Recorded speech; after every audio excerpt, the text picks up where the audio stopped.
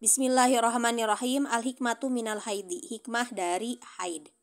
Ya'lam wafaqani Allahu wa iyyaka anal haidha syai'un katabahul khaliqu jalla jalaluhu wa ta'alat azamatu ala banati Adam ikhtibaran wa ibtilaan wa imtihanan. Ketahuilah, semoga Allah memberikan taufik kepada saya dan kepada kamu, ya, kepada kita.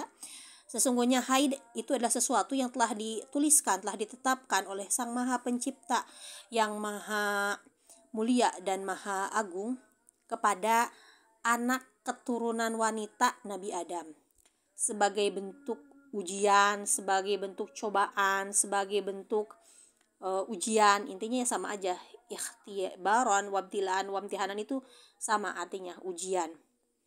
Ya, darah haid itu sebagai ujian kepada kita wanita. Kalau kita bisa menyikapinya dengan sabar, itu bisa jadi ladang pahala buat kita. Wa qad tsabata fi shahihi an Aisyah radhiyallahu anha qalat qala Rasulullah sallallahu alaihi wasallam fil haidi inna hadza amrun katabahu Allahu ala banati Adam.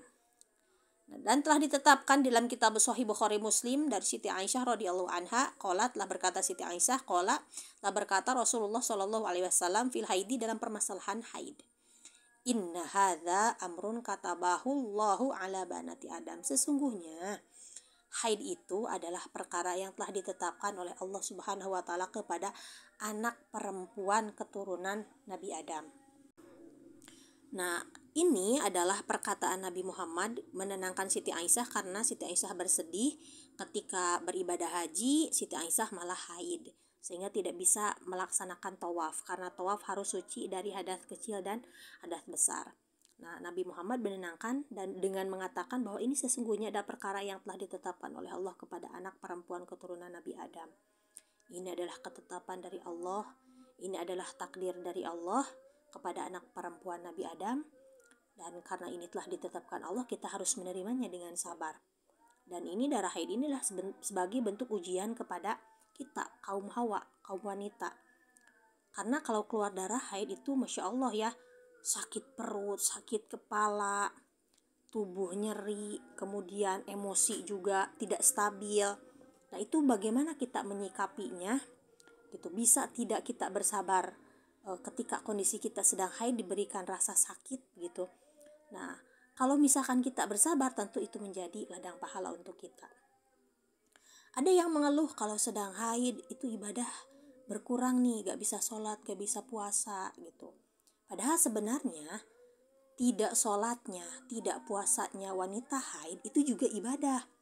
Asal ketika ia meninggalkan sholat, ketika ia meninggalkan puasa, ketika kondisinya sedang haid itu, niat meninggalkan sholat dan puasanya itu karena memang diperintahkan oleh Allah Subhanahu wa ta'ala. Jadi begini, kalau kita sedang haid pas waktu sholat, kalau wanita yang suci kan dia wajib sholat. Karena kita sedang haid, maka kita memang diperintahkannya tidak boleh sholat. Maka ketika masuk waktu sholat, dalam hati itu harus ada perasaan seperti ini. Ya Allah, sebenarnya saya ini ingin sholat, ingin beribadah kepadamu, tapi karena engkau yang memerintahkan untuk saya meninggalkan sholat karena saya kondisinya sedang haid, maka saya menuruti perintahmu untuk tidak mengerjakan sholat ketika saya sedang haid. Gitu. Jadi tidak mengerjakan sholatnya pun dapat pahala. Karena apa? Ingat, hukum mengerjakan sholat, mengerjakan puasa bagi wanita haid adalah haram. Sementara sesuatu yang haram itu kan adalah sesuatu yang apabila ya dikerjakan dapat dosa, dan apabila ditinggalkan dapat pahala. Wanita haid kalau ngerjain sholat malah dapat dosa gitu. Dan apabila ditinggalkan justru dapat pahala. Makanya ketika meninggalkan sholatnya ini niatkan di hati karena memang taat dan patuh kepada perintah Allah Subhanahu wa ta'ala.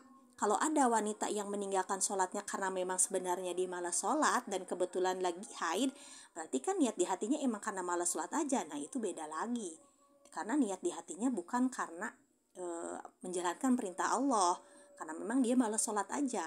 Atau orang yang memang tiap harinya juga gak sholat, si wanita ini begitu haid juga gak sholat, maka tentu ini berbeda. Dia tidak mendapatkan pahala ketika tidak sholatnya, karena niat ketika meninggalkan sholatnya bukan menjalankan perintah Allah.